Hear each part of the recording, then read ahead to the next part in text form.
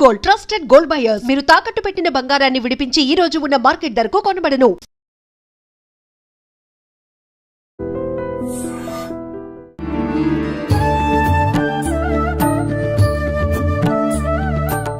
నమస్కారం, welcome to I dream. ధర్మ మార్గం విత్ విజిత కార్యక్రమానికి స్వాగతం.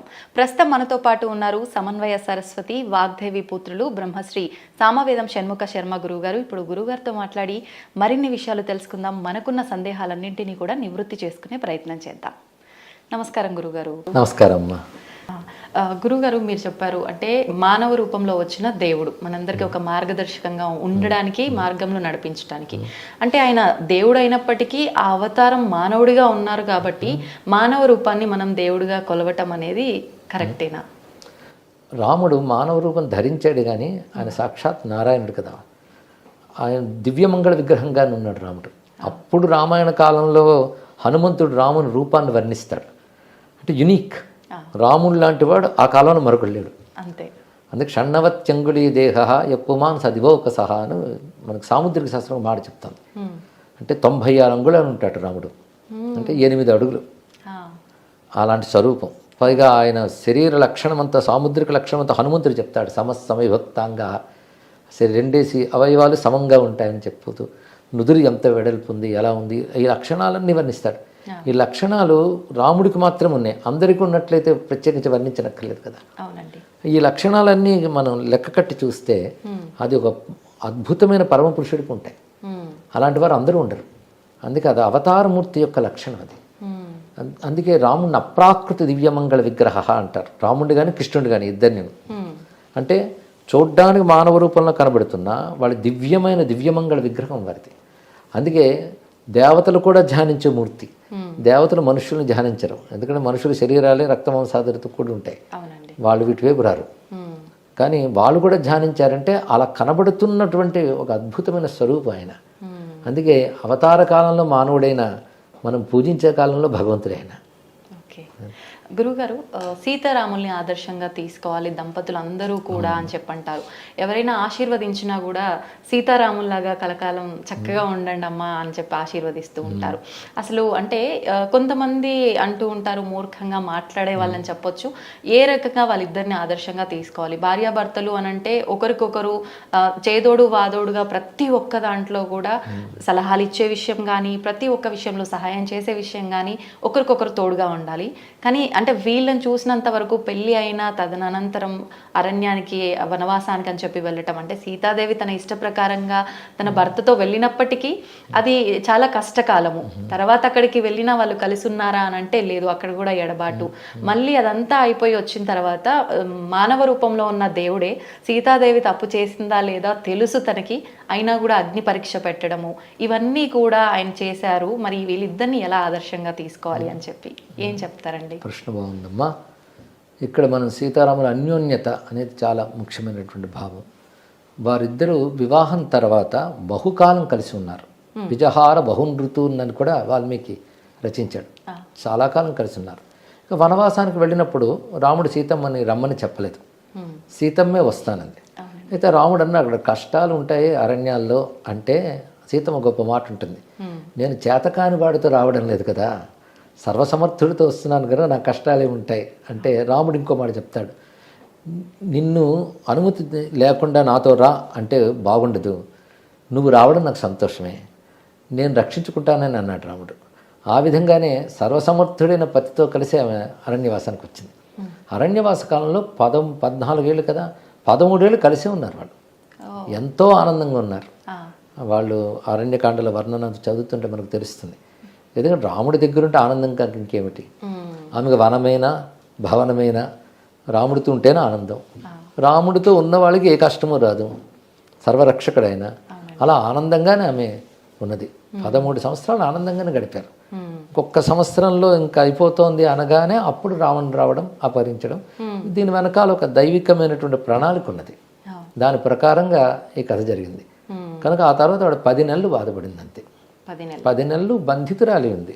బాధ ఏమిటి, రావణుడు కూడా రాక్షసంగా చూసినా వాడు పూర్వజన్మ ప్రకారంగా చూసుకున్నప్పటికీ కూడాను ఆమెను జాగ్రత్తగా అశోకవనంలో ఉంచాడు. అక్కడ ఆవిడ చక్కగా ఉన్నది. కానీ ఒకానొక కార్యక్రమం కోసం ఆవిడ వెళ్ళింది. ఓ అందుకే త్యాగరాజ స్వామి వారు కూడా మా జానకి చెట్టాపట్టగా మారాజు వేతివి, ఎందుకంటే వాని మాటలకు కోపగించి కంటవధించకనే ఉండి శ్రీనాయక యశము నీకే కలగజేయలేదా అంటాడు. రావణుడు అన్ని మాట్లాడుతుంటే సీతమ్మ మాట ఉంటుంది, నిన్ను దగ్ధం చేయగల జాగ్రత్త, కానీ నాకు రాముని సందేశం రాలేదని, అదేవిధంగా నా తపస్సును రక్షించుకోవాలని చెప్పి నా పని చేయడం లేదంటుంది. సీతమ్మ ధైర్యంగా మాట్లాడుతుంది, రావణుడే భయపడతాడు. ఎందుకంటే ధర్మం ధైర్యాన్ని ఇస్తుంది. సీతమ్మ వెనకాల ఉన్నది ధర్మం, అది ధైర్యాన్ని ఇచ్చింది. రెండవది రామస్మరణ చేస్తూ ఒక తపస్సులా తీసుకున్నది, అలా ఉన్నది. అది దుష్ట సంహారం కోసం ఒక ప్రణాళికలో భాగంగానే వెళ్ళింది ఆ తల్లి. అందుకే 1 సంవత్సర కాలం అది. తర్వాత రామునితోనే ఉన్నది. అయితే ఇక అగ్ని పరీక్ష అంటారే, అది అగ్ని పరీక్ష కదా, అగ్నికి పరీక్ష అని చెప్పచ్చు. ఉదాహరణకి అక్కడ రామచంద్రమూర్తి ఆమెను అగ్ని పరీక్ష చెయ్యి మనడు. అది ముఖ్యంగా రామాయణం చూస్తే మనకు తెలుస్తుంది. ఆ సమయంలో సీతమ్మ వచ్చినప్పుడు అందరూ దూరం వెళ్ళిపోతారు. రాముడు అంటాడు ఎవరూ దూరం వెళ్ళదు, అక్కడే ఉండండి అంట. అంటే ఇప్పుడు మా ఇద్దరి మధ్య జరిగే సంభాషణ మీ అందరికీ తెలియాలి అనే ఉద్దేశంతో చెప్తాడు. చెప్పినప్పుడు ఒక మాట అంటాడు సీతమ్మతో, నేత్రరోగికి దీపం వలె నువ్వు ప్రతికూలురాలివి అన్నాడు.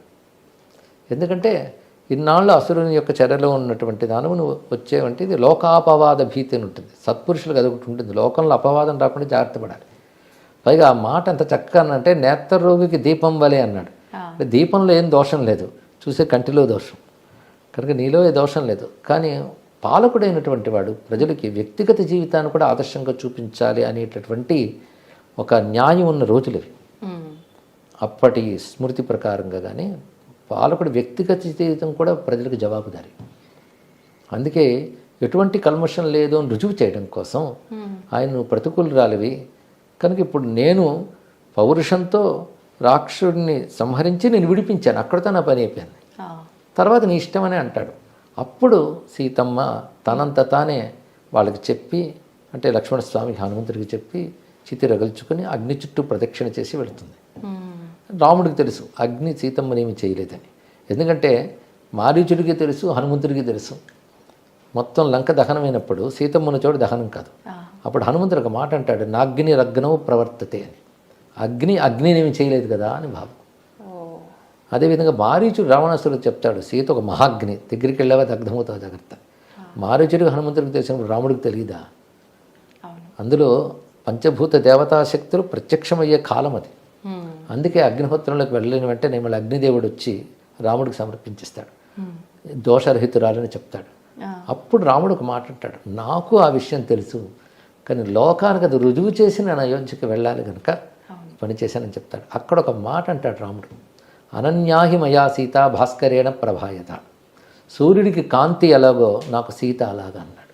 అన్యోన్య దాంపత్యం గురించి ఇంతకంటే గొప్ప మాట ప్రపంచ వాంగ్మయంలో లేదమ్మా. చిత్రం ఏంటంటే రాముడు లేనప్పుడు సీతమ్మ కూడా అదే మాట లంకలో చెప్తుంది, అనన్యా రాఘవేణాహం భాస్కరేణ ప్రభాయత, అదే మాట చెప్పింది. అంటే భార్యాభర్తలు అంటే ఇదే, ఇద్దరు ఒకేలా ఆలోచిస్తారు, ఒకేలా చింతన చేస్తారు. కనుక రాముడు సీతమ్మ చింతన, సీతమ్మ రామచింతనలోనే ఉన్నారు. వాళ్ళ అన్యోన్యం అనేది వాళ్ళ దగ్గరే సరిపోతుంది. పైగా భార్యాభర్తల దాంపత్యం ఎంత చక్కగా ఉండాలనేటువంటి రామాయణం చదివితే సీతమ్మ మాట తీరు, రాముడి మాట తీరులు ఎంత స్నేహంగా ఉంటాడో భర్త, అంతేగాని తాను ఆధిక్యం వహించడం అని కనబడదు.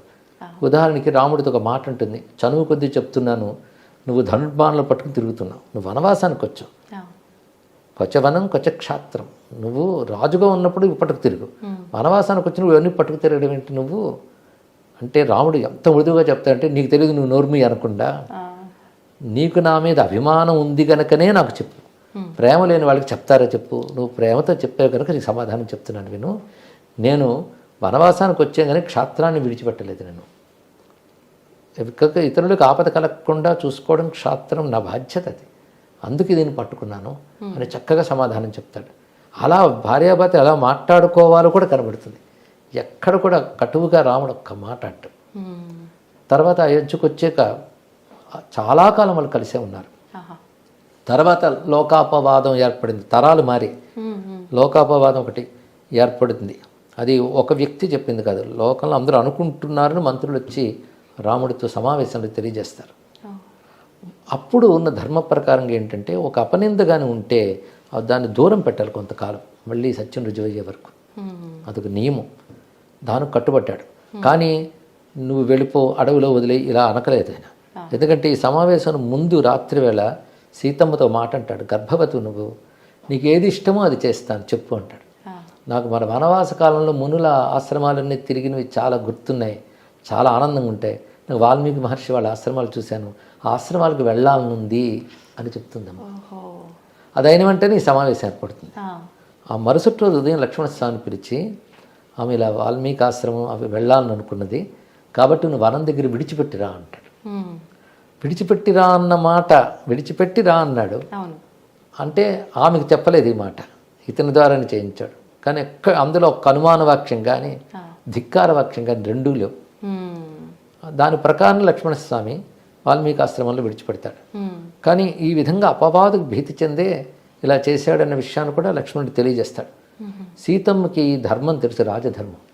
ఎందుకంటే రెండు ధర్మాలు ఘర్షించినప్పుడు ఏ ధర్మం నిలుపుకోవాలి? భర్తృధర్మం, రాజధర్మం. రాజధర్మం ప్రకారంగా ప్రజాభిప్రాయానికి విలువనివ్వాలి, మళ్ళీ దోషరహితాన్ని రుజువయ్యే వరకు దానికి తగ్గట్టుగా దూరం పెట్టాలి, అది ముందు. అది రాజధర్మం.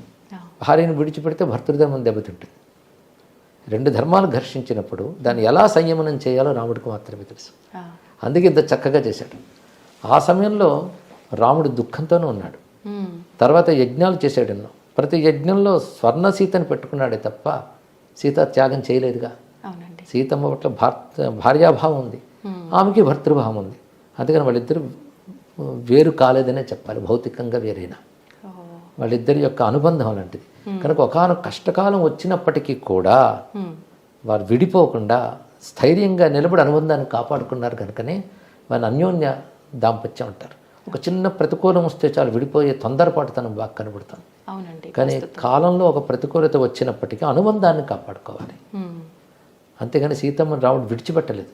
సీతమ్మ భార్యాభావం అలాగే కాపాడుకున్నాడు.